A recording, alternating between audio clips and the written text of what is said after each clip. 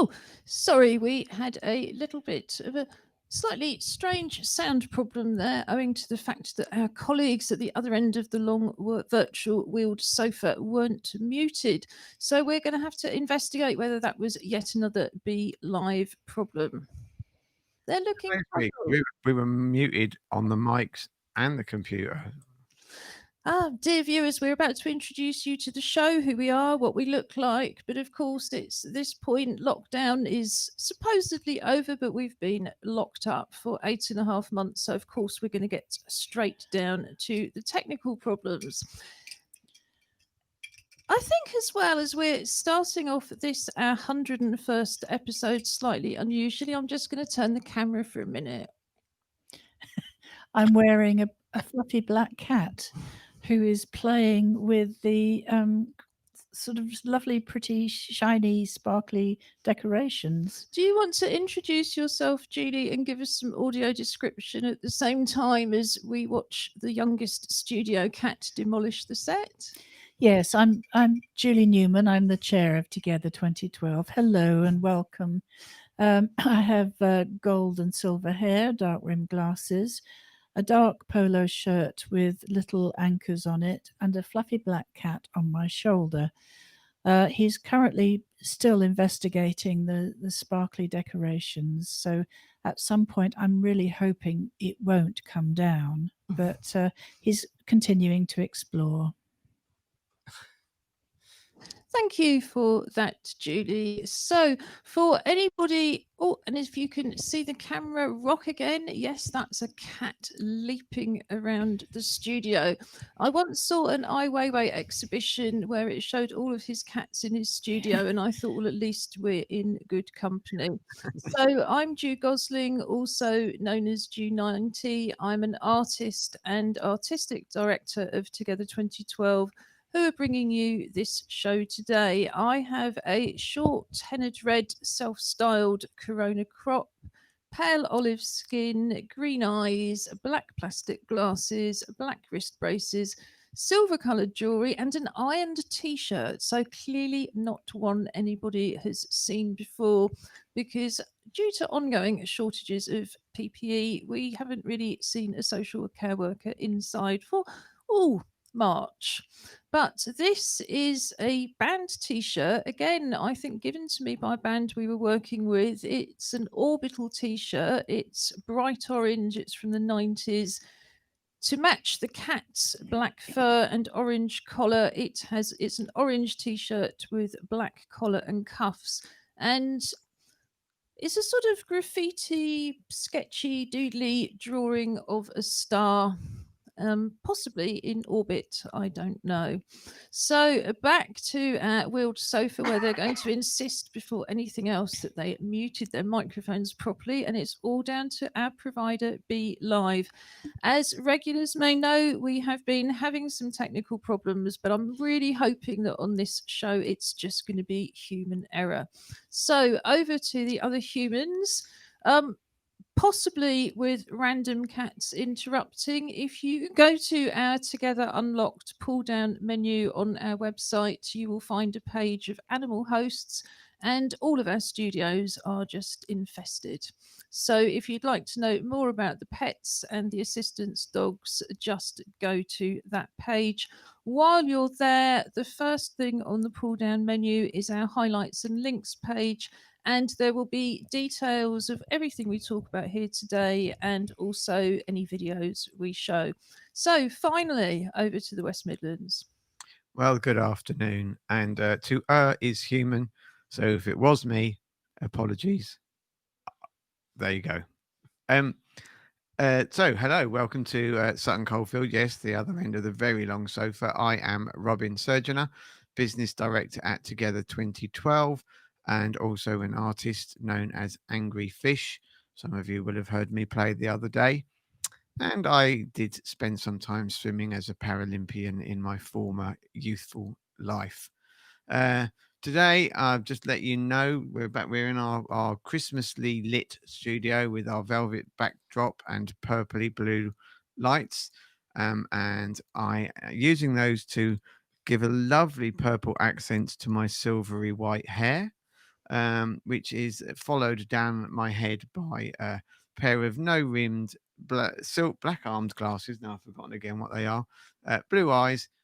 And I am today wearing a black polo shirt, which on the right hand breast has my name, Robin Surgeonator, says junior coach, and on the other side, and it's a bit bright, but it's an orange logo that says Orion Swimming Club.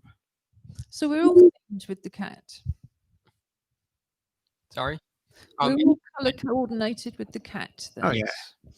I feel like I'm letting the side down now because I don't think I'm wearing any orange at all, other than my beard, I guess. So I am Josh Surgeonator. I'm a PhD student and the fourth host of Together Unlocked. I have slightly messy blonde hair, but with the lights, I'm not entirely sure what colour it looks at the moment, to be honest. I have, like I said, a ginger beard going because I need to shave. And now that we're back at work, that's something I might have to do. And today I'm wearing a midnight blue hooded sweatshirt that has white drawstrings, and I also have some headphones sticking out of the top as well. And it's just plain, but it's very long. It comes down to about my knees. It's lovely. It's one of those kind of 3/4 length ones, so it's very cozy. It's a dress for the horrible weather that we've got at the moment. Well, that's a lovely lengthy audio description. I'm just going to fiddle with my microphone slightly and hope that is a little bit better. Oh, they're looking up because the Christmas snow is about to arrive. If anybody hasn't seen the forecast, that is actually true over the next few days. But it doesn't surprise me because our film festival starts tomorrow. And each year we have the International Together Disability Film Festival. It falls at a slightly different point in December, but what we can guarantee is that will be the time the snow will fall. We have very rarely had a festival without one day's snow, so we knew it was coming already. In fact, just to finish our audio description and still make a film connection, sharp-eyed viewers will see we do not have a teddy bear between us at the moment. We can't really decide if it's a green Santa or a Christmas troll.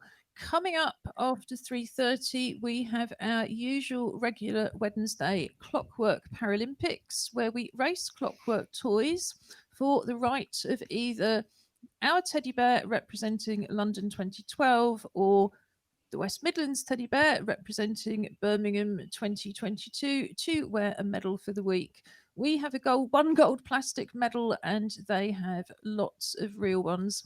But as it's so close to the holiday, I thought, and also because the West Midlands teddy bears are usually not teddies, even though we're taking part in the International Virtual Bear Hunt, I thought, no, Green Santa is our competitor today.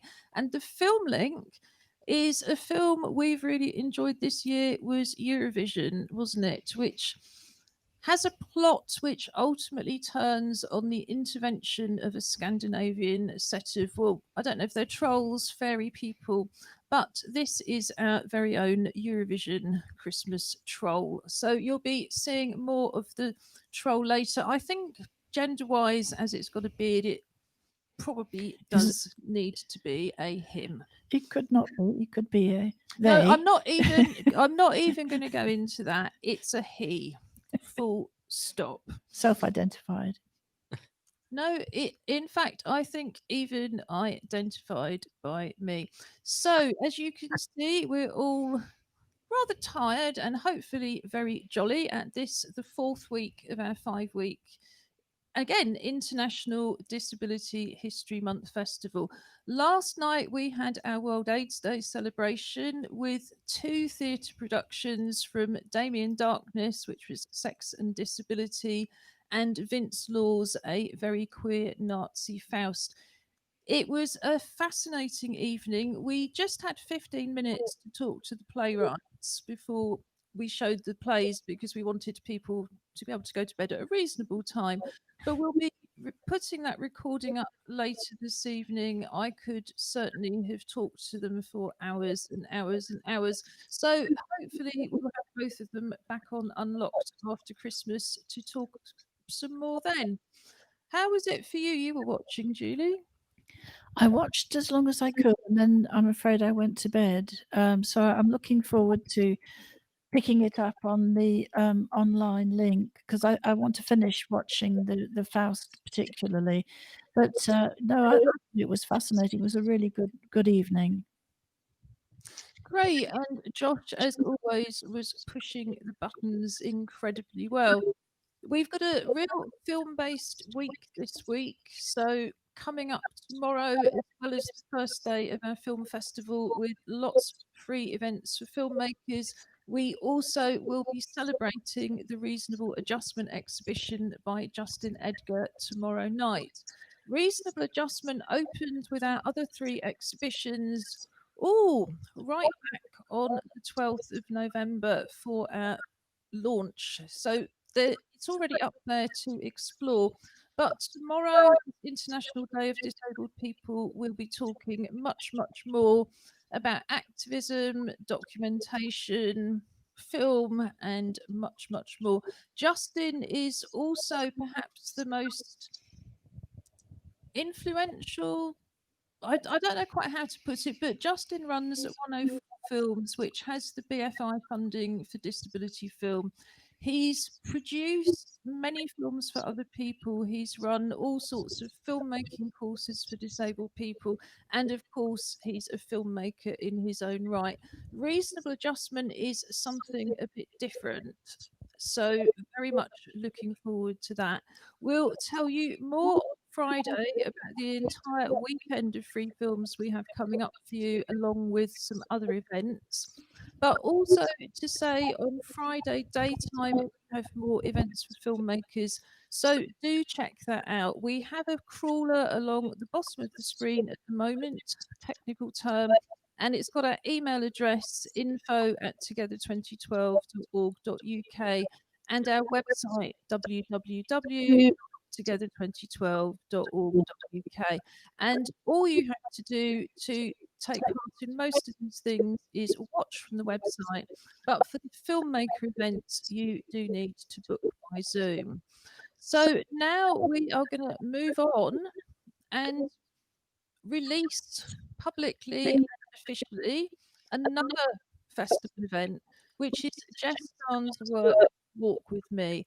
We saw Jess introduce this work on Together Unlocked on the 11th of November, and here she is back again, interviewed by Hazel Brill. Hi, Jessica. Thanks for joining us. So just to introduce myself quickly, I'm Hazel. I'm an artist and the youth development worker for Together 2012. Could we start by you introducing yourself briefly and your practice and what mediums you use in your artwork? So my name's Jess Starnes. I'm an artist and a museum professional. I also run the charity Dyspraxic Me, which is a group for young adults who are dyspraxic. And I guess my practice, try and think how to describe it. I try to be inclusive, and I like being collaborative and creating like participatory projects. So I usually have an idea and then find a medium that's relevant. So an idea, trying to think of an idea that I've had. So like the Education Act project, and so I did a commemorative project looking at the education of Handicapped Children's Act of 1970, and that turned 50 years old in July, and that act meant that all children had a right to an education. So I had that idea, and then I went away to think of a best way to make that idea happen. So I decided with that project that it would be audio. So I always start with the theme, and then I find the practice to go with it. That's interesting. Yeah, so you do the research first and then find out what medium will work best. Yes, that's right. That's a nice way of working. It makes sense. I wondered how you got into the arts, so how it all started. Have you always been interested in this area? Yeah, could you talk a bit about that?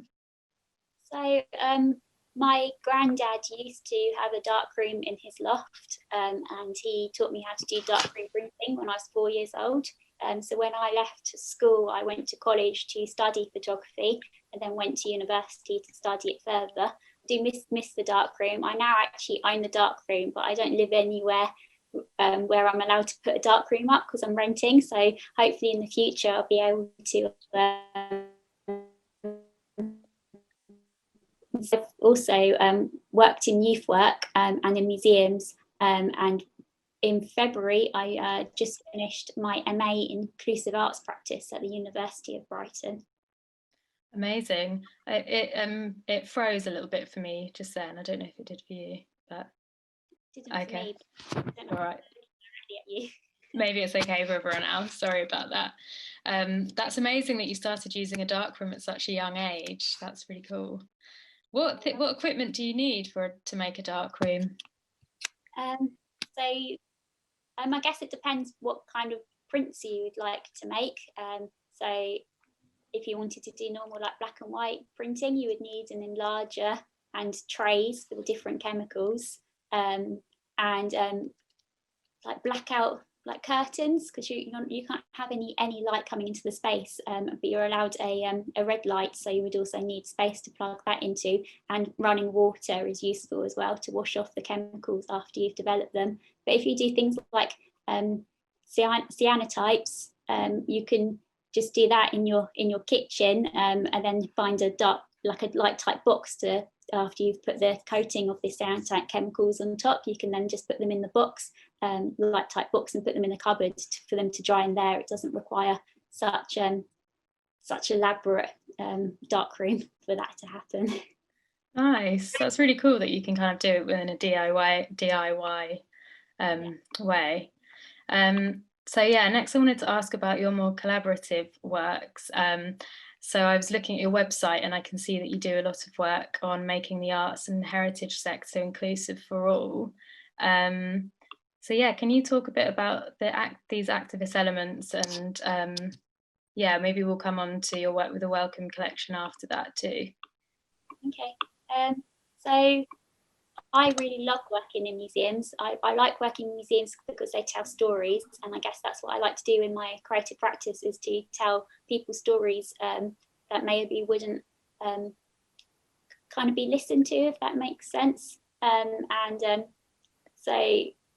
I think museums can be quite welcoming and inclusive places if certain things are put in place. I guess it always depends on the museum and their, I guess, goals of what they want to achieve. But I've lost my train of thought, sorry. No, it was kind of a convoluted question, probably. I really enjoyed some like subtle changes you made in the gallery, like painting it cream instead of bright white, because that can be a bit overwhelming and stuff like that. I thought that was really interesting. Shall I talk about my MA research? Yeah, that would be great, yeah. So for my inclusive arts practice MA, this MA is quite vocational. It's not necessarily, well, we didn't really do that much academic writing. It's more about a project. So you decide a project with a group of people that you would like to work with, and you use something called art-based research to do the project. So instead of having like questionnaires and doing data that way, the data is the artwork that you make with the group, and you analyse everyone's artworks to see what's important and what isn't important, if that makes sense. So I've always been quite interested in, probably in the last decade, in neurodiversity history, and why we label people, and where these labels came from, and how we perceive neurodiversity today, and how that's changed over years and where it's going. So there's quite a lot of objects at the Wellcome collection to do with neurodiversity history, so I took the group of my research participants, to the Wellcome, when we looked at some objects, and then we had regular meetings where we had a theme each day. So maybe it would be education or charity or medical. And then we would create artwork together and have discussions about these themes. And then I took that data away and I looked at it for a long period of time. And then I made an exhibition for my end of year show at the University of Brighton with everyone's ideas and thinking about how to make museums inclusive. So for neurodivergent people, so white walls can be quite uncomfortable to be under in the harsh lighting, which was quite hard to do at university, anything with the lighting. But what I was able to do was paint the walls cream, so the walls aren't as bright. Like quite a lot of art galleries do tend to use quite white walls. And then I had lots of different exhibits within the museum, which I can talk through if you want me to. Yeah, we have time now. It's really interesting. It seems like such a massive project. It's so impressive and involving lots of people as well. But yeah, if you have any elements you want to include. So in the middle of the room, we had a plinth with a polystyrene head on top. And this polystyrene head had been with us without the research. And he signified Percy F, who was the first person to be diagnosed as dyslexic. And people were allowed to write a message to Percy F on the plinth about how they think Percy F might have felt being the first person to be diagnosed as dyslexic.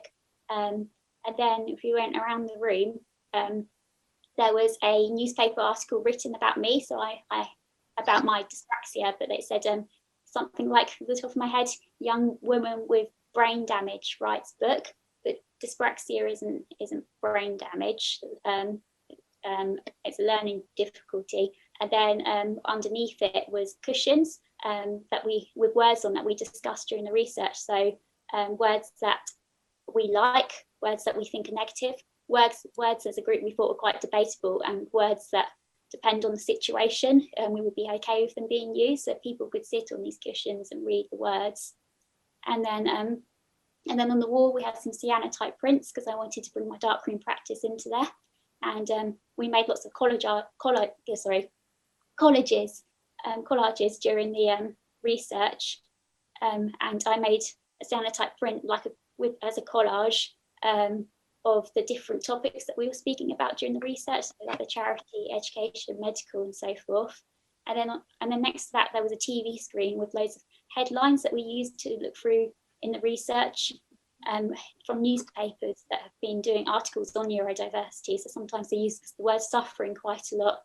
And next to that had a neon sign with the word suffers on. And during the research, the group wanted to explore what an accessible protest would look like. So we had like protest boards that were whiteboards, and people could write their own protest signs for what they saw in the exhibition. Amazing. That sounds like a really important show. Is there anywhere people can see it online? Do you have some photos or anything? It's on my website. So that's jdarns.com. Great, thank you. Perfect. So just moving on from that into the present time, I wondered whether COVID has affected the way you work or your work over the last couple of months. So I think for me, COVID has allowed me to work on my creative practice because I've been furloughed from my job, so I've had more time to work on my creative practice and to think about it and to plan projects that hopefully I can be doing next year. Nice, yeah. I guess it gives a bit of space for that, doesn't it? And then, so we've got just a short time left, so I wanted to hear about how you found your walk with me. That's what it's called, isn't it? Your project that you've been doing and that has been part of the festival together. So how have you found that? Did you were there any surprises on your Google Map walks that you saw, or how did you find visiting these different places and having chats with people? So over the last couple of weeks, I've so far been on 4 walks with different groups of people who have attended. So the first walk we went to New Zealand and we did pilgrimage trail. The second walk, we went to Newham, and we walked around the local area of Newham, and went to the Olympic Park. And the third walk, we went to Lynchburg in America, and went to the person who led the walk, their old school, because they grew up in the area. And the fourth walk, we went to Chile. So they were quite varied, all Wow. different places. I like going on the walks and seeing some really amazing views. So in Chile, we went to the desert and we went to the beach, and there's just completely different views to here in the UK, and also in New Zealand. There's some really impressive views. It's amazing. Yeah, it's like another type of storytelling as well, isn't it? Definitely. Yeah. That's so cool. Well, I love that idea so much. I sometimes go on Google Maps as well. I find it can be really nostalgic if you go back to places that are important to you. Have you been using Google? What's it called? Google Street View, not Google Maps. Have you been using that for a while as part of your work or anything? Or is it new? I use it quite a lot in terms of a tool for me in making things accessible, because I find it difficult to go to new places. So I like to use Google Street View to walk the walk before I go there. And so I know the local area, I know where the crossings are, I know where I might need to go get some food, or where all the facilities are in this new place that I haven't been to before. So I use it in terms of access for myself. I also use it with my grandfather, who is from Ireland, and he takes me on walks around the places where he grew up. And we've been doing that a long time. Yeah, that's so nice. That's a good tip as well, actually, to track the route that you're going to go to. Yeah, it's a really good idea. So we have to wrap this interview up. Went really quickly. Thank you so much for talking about your work with me. It's amazing. You've done so much. And I look forward to watching the walks as well. Thank you. No worries. Lovely to speak to you. Thank you. Bye-bye. And Julie, you went on one of those walks, didn't you? So we're going to have all of the walks embedded on the website. I'm going to unmute you guys because I don't think it was working for you. So you're able to speak now, but I will just finish by saying, if you go to the website www.together2012.org.uk, click on Walk With Me by about 6 o'clock tonight. The 4 walks that Jess has talked about will be embedded there. You'll also be able to see that introductory interview and a previous interview that Jess did with us when she was launching the walks. So before we move on to our own virtual Nature Watch walk, which is a regular feature where we have a walk with an assistance dog, how was your experience of the walk? You know, what are we going to see when it goes live later? It was quite strange. I wasn't sure what to expect, to be honest. Although I'd obviously, sort of met Jess and talked it through with her, etc., virtually. But I'm not very good at Google Street View myself, so I wasn't too sure. So I had the option of directing it myself or asking Jess to do it for me, which is the one that I chose, obviously, because I wanted to make sure it worked. It was very interesting. There were things that struck me through that sort of virtual experience that I don't think I would have gained in any other way. Partly it was the size. It gave a very, very good impression of the size of the geography, the size of the streets, which I'm sure I said it more than once in the film, were just enormous by comparison. And it sort of triggered a memory for me of coming back to this country, because I was the one that went to Lynchburg in Virginia. And I was last in that particular setting in 1962, spring of 1962. And I can remember coming back a few years later to London and being completely claustrophobic because the streets here were so small. Plus, at that time, the cars were big. But also, when we went around Lynchburg, it was very interesting to me to look across a bridge up the James River, and there in the distance were the mountains, the Blue Ridge Mountains, and again, having that sense of space and distance, which is so unique to being in the States and very, very different from being over here. I don't think I could have gained that any other way.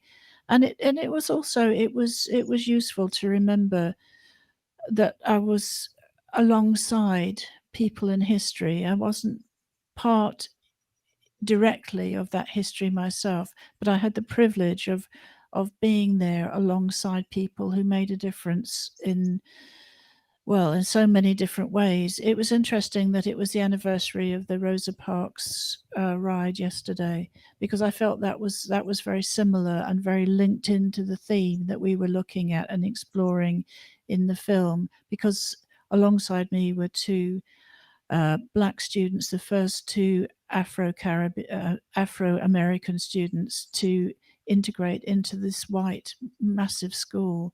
And that was 3 years before Rosa Parks. So can you imagine what that must have been like? They were so brave and so strong. I can't begin to imagine, actually.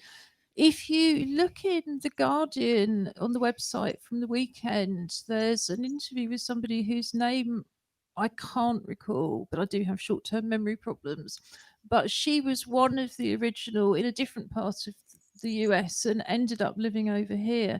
But it was just fascinating stuff. So we have two international walks. So the other one, Act Up Newham, who presented I Am Tony, Who Am I, with Los Inseparables in Chile was it only last Tuesday? And all of that, of course, is still to enjoy on the event page. Have taken a group walk to Chile and have actually been able to see where Los Inseparables come from. Then there's one walk in Newham itself, and I'm not entirely sure where the other walk is, but you'll be able to discover that for yourself. So next, let us go for a walk with our slightly humorous but slightly not, slightly seriously. We haven't been out since the middle of March, so we go out by watching an assistance dog with a camera. Fortunately for us and for everybody watching, our assistance dog, having gone round and round and round the backyard, has been supplanted by Merlot, Stera's assistance dog, and they are currently living in a barn in the middle of Norfolk. I was going to say middle of nowhere. So, Julie, as usual, will you do the audio description for us while Merlot goes for a walk? And apparently, it's a frosty country morning. And here is Merlot going through woods. You can see the back of his head. He's a black lab with a blue collar. He's walking through leaves, a lot of leaves. There are trees on either side. It's much, much lighter up ahead, which means that he's probably coming to the end of this path. And there's a tree with a wooden seat built all the way around it, which he's just pausing at, just checking out. And he's trotting onwards. The leaves are very, very thick. I'm surprised, but not really. I suppose it's that time of year. So Merlot continues very, very purposefully towards a person, I think. Yes, towards a person. Merlot's going to his person. He's going to see Stera. He's pausing and looking, but actually he's not going to be diverted. He's a dog with a mission. He's gone round to the left and he's continuing to walk, and he's coming to a gate. Beyond the gate is a brown ploughed field, and to the left is a green hedge. There's grass. He's walking through grass. He's very sensibly, and he's such a good boy. He's going up to the fence and waiting patiently for his people to open it. There's actually blue sky. Oh yes, so there is in the distance. There's a lot of white sky, so that must be clouds. But the field's been ploughed, and he's pausing, and I can imagine he's wondering which way he's going to go. He's chosen to go off to the right, but then he's stopping and he's considering his options. No, he continues to go off to the right. There's a path down the side of the field, which is on the left-hand side. There's a wire fence to the right. Both sides have got grass and weeds and wildflowers growing, and a lot of mud. He's stopping to give us a good show of what the mud looks like. It must be very cold under his paws. He's got cold paws, so he has to keep going in order to keep the blood circulating. He's showing us. Oh, It looks like he's stopped. He stopped rather suddenly, but he showed us really quite a good view of the countryside, which is nice for us at the moment, isn't it, Ju? it is. So I've taken you off mute, guys, but we are back on air. Hello. Hello. Hope you got some interesting and nothing too serious coming through on the phone. I was just thinking, I don't know about, or even if you all know him, but the artist Richard Long, who's made a career out of walking. And I was thinking, are we walking with Merlot for health and well-being? Is it an art piece that Hannah's created, or is Merlot in fact an installation in himself? Discuss. But Richard Long is a wonderful artist, and particularly if you're in the shielding category, you're not living somewhere where you can get out to exercise safely. There's something quite transformative about Richard Long's work as well, so do look that up. But in the meantime, I'm going to tell you a little bit more about our Join In From Home program, or in fact, no, I think to everybody's relief, because they've heard that video that many times, and we're going to be revamping the show very, very soon as we've overrun slightly. I'm going to skip that and get to the thing that the guys have been waiting for with bated breath, which is our Clockwork Paralympics. So we introduced that at the beginning of the show. So, yes, who's your competitor? Introduce your competitor for Birmingham 2022. This is Teddy Potter, Audio description. and he is a quite a small bear, a nice dark sort of coffee light coffee coloured teddy bear. He is wearing black Harry Potter-esque glasses, a purple robe, cloak with a lightning bolt on the back, and a purple hat with yellow stars and moons on it, and he is prepared for action. And we have a green troll center. Anyway, we seem to have everybody in a very sort of magical, sparkly, festive solstice season. Yes, they've both got pointy hats. One of them may not be a teddy, but they've both got pointy hats in common. So, in honour of Sahira Khan's production for us last Saturday, The Cockerel and the Fox, we are racing Clockwork Cockerels. You can find Sahira's film and the film of Saturday's event on the website. Everything we do at the festival just expands the festival, it doesn't pass. As well as the films of what's happened, we have all sorts of interactive activities. We have other family activities along with Sahira's. And one of the things, for example, you can do as part of The Cockerel and the Fox is learn some simple British Sign Language signs for animals, which is also quite fun. So, Josh, as our sports lead, I'm going to put the footage on and get you to do the audio description and commentary. But first, right hand or left hand? Left. And that would be the right side of the screen, wouldn't it? Correct. Indeed. And again, with no short-term memory, with my short-term memory problems, I have no idea who actually won, even though I recorded it. So here we go. So we have two competitors, and one appears to be making an absolute dash for the finish line, and one appears to be making an absolute dash through its own tail in a circle. We have failed yet again. We have Miserably.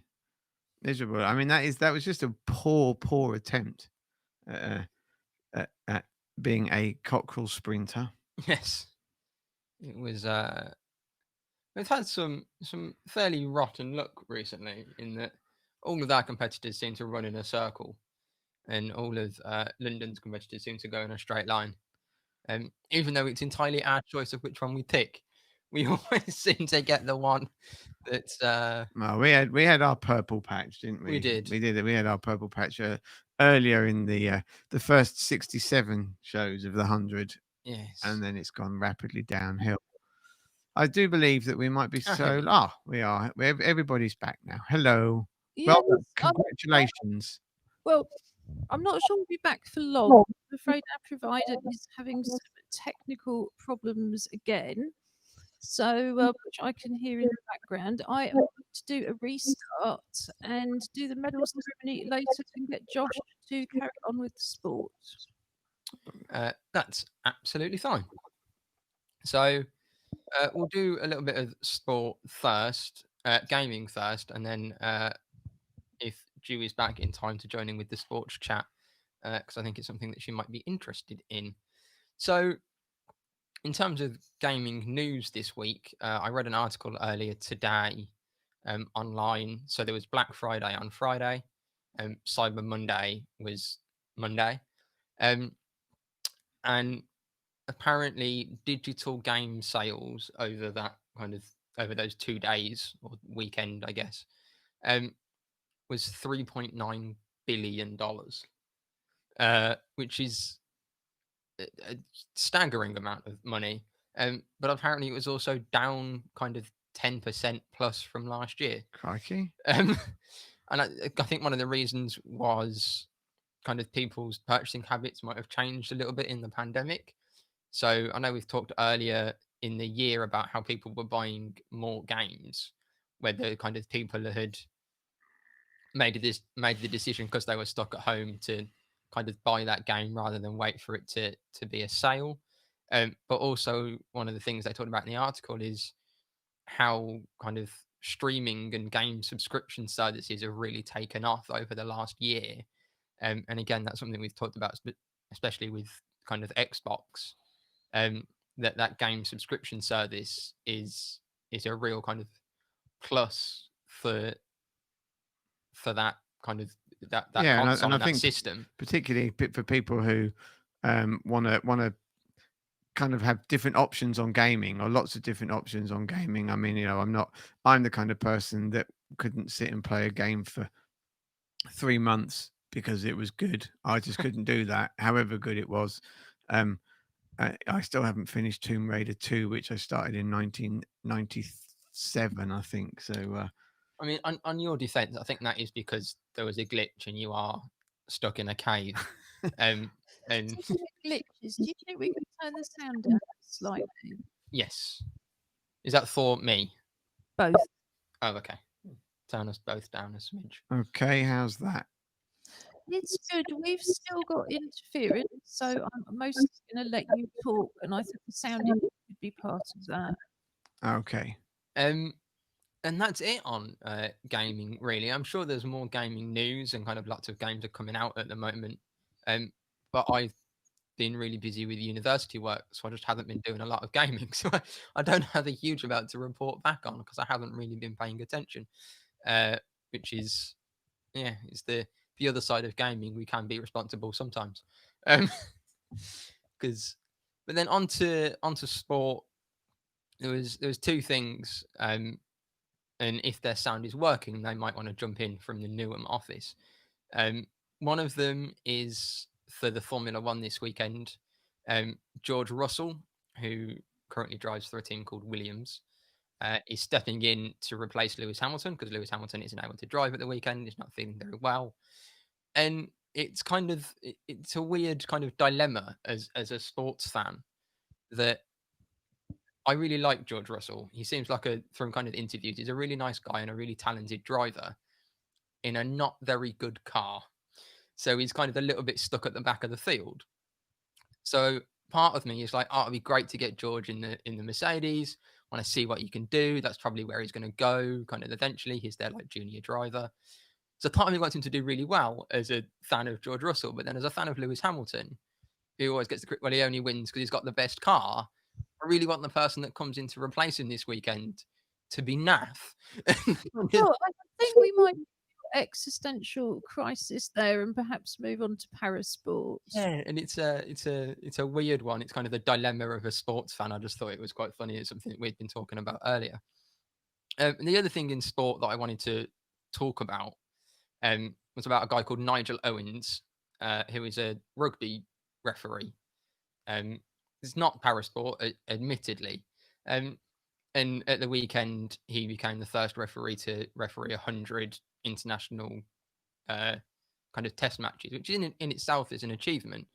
But the reason I wanted to kind of bring him up on the show is that he's probably one of the most respected figures in world rugby, but is a huge campaigner for kind of mental health and LGBT rights. He's been openly gay since 2007, I believe, and kind of talked about his kind of struggles with that and his decisions around kind of coming out. But the fact that he's been kind of absolutely embraced by international rugby and kind of supported by the players and the organizations, you know, he's such a good advocate for both mental health and for kind of LGBTQ rights. I just thought it was a kind of good thing to touch on. I don't know if kind of either of you are familiar. I don't know if you how big rugby fans you are, or if you know him through other stuff. But one of the things that I've put up on the show, if people are interested in learning a little bit more about him, is an episode of Desert Island Discs that he did a few years ago. I will just say he talks very openly about his kind of very serious mental health issues that he's had. So it might not be appropriate for some people if you're potentially kind of triggered by things like that. Don't listen to it because he is very open about that. But yeah, it's fascinating. He's a really interesting guy to kind of learn a little bit more about. But and just to celebrate that, 100 test matches. It's a pretty incredible achievement to get to.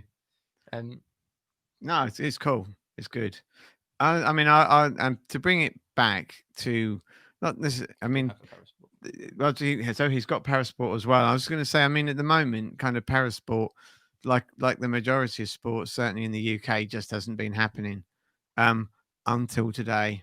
And if you are an elite athlete, certainly in terms of swimming, anyway, or you're under 18, as of today, you know, you can start training again, subject to very strict to the same kind of stay. I'll just add, disabled athletes of any age are able to train, regardless of what tier. They're not limited by that over 18 restriction. They can at any age. They can do. I know. I'm not quite sure what one might pull out of that, to be honest with you. But I think that the important bit is that even though we are going back to training, and I'm wearing my coach's top because as soon as we get off air, I will be zooming my way to the swimming pool. We have over the last week, since they kind of gave us the green light that we would be back at swimming, every single safety protocol has been reiterated. Forms have had to be re-signed. You know, everybody's had to re-agree to the behavior policies around turning up appropriately, behaving appropriately, no siblings around, no parents that aren't on duty. So just loads of really, you know, lots of stuff out there that kind of still goes that, well, yeah, okay, even if the swimming pool is safe in itself, we still have to be utterly vigilant around every other aspect outside of the water. And can you tell us a bit more about what those protocols are, Robin? Yeah. So you'll have heard, they talked a lot about bubbles in everyday life, family bubbles, caring bubbles, whatever they are. And kind of without it sounding like an awful pun, we have bubbles at swimming as well. And the idea being is that we split our squad into smaller numbers of people, and they have bubble names, and they're my squads are named after famous sailors. You'll be interested to know. So I have MacArthur, Columbus, Drake, and Nelson. Um, are my squads. Um, and but there is what we ensure is that any given squad has a time to arrive. They have to arrive in their dry swimming gear. They have still got kind of 2 meters spaced out marked areas around the poolside to take their coats off. They should, they have to take the shoes off before they get in the building. They have their temperature taken outside of the ground, so there's a gate to where the pool is. And a poor parent, where it come rain or shine, is out there with the head thermometer, and recording temperatures. They come in, take the shoes off outside, have to wash their hands. Literally everyone has to come in and demonstrate that they and they're not vacuuming at all, antibacterially washing themselves. They don't have to vacuum themselves before they can get in.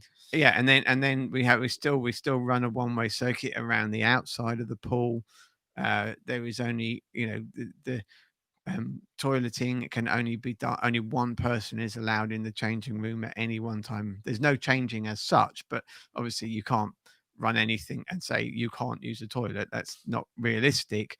But the toilets can only one person is allowed on the toilet. And again, thankfully, to good parenting, good responsible parenting, we have parents that volunteer, that marshal the gate, and marshal the control of children going, or swimmers going in and out the loo. I mean, it doesn't tend to be a rush unless I've given them something really hard to do, and then all of a sudden they all want to go.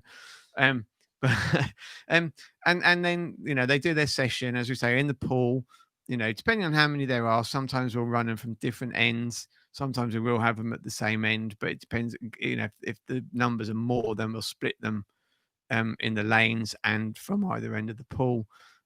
And when they get out, they have literally 5 minutes to throw back on, leave their wet things on. Hopefully, they got a big toweling robe or some kind of winter coat to throw over themselves, and go back out, put their shoes on at the door as they go. And then we get a clear break before the next squad comes in, and it's worked. I mean, I've got a desk here and I'm tapping it, touching wood there, but hopefully the fact that we've maintained these rules to keep things safe are what have helped us stay safe. Yes, and I think it is such a shame that so many businesses have not taken these things seriously, and so many service providers, like when you see these massive queues and nobody, they're queuing to get into a socially distanced shop, but they're not socially distancing in the queue.